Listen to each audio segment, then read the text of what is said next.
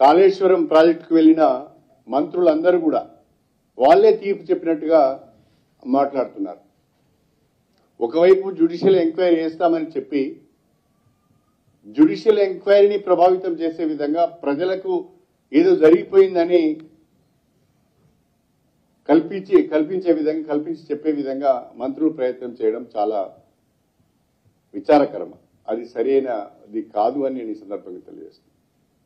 మీరు వెళ్లారు, ప్రాథమికంగా ఒక అంచనాకు వచ్చారు. ఆ ప్రాథమికంగా వచ్చిన అంచనా పైన ఒక జ్యుడిషియల్ ఎంక్వైరీ చేయాలనుకున్నారు. ఆ జ్యుడిషియల్ ఎంక్వైరీ వేసిన తర్వాత ఆ జ్యుడిషియల్ ఎంక్వైరీలో తప్పకుండా టెక్నికల్ ఎక్స్పర్ట్స్ ఉంటారు, ఫైనాన్షియల్ ఎక్స్పర్ట్స్ ఉంటారు, ఇతర అవసరాలైన అందరి దగ్గర నుంచి కూడా ఇన్పుట్స్ తీసుకుంటారు. వాళ్ళు తీసుకుని ఒక రిపోర్ట్ ఇస్తారు.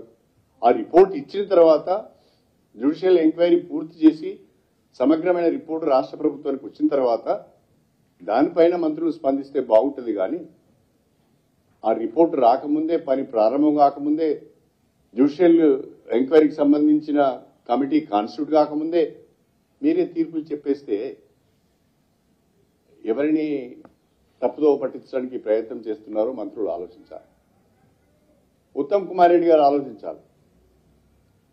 వారికి చాలా విషయాలు అవగాహన ఉందని నేను అనుకుంటున్నాను.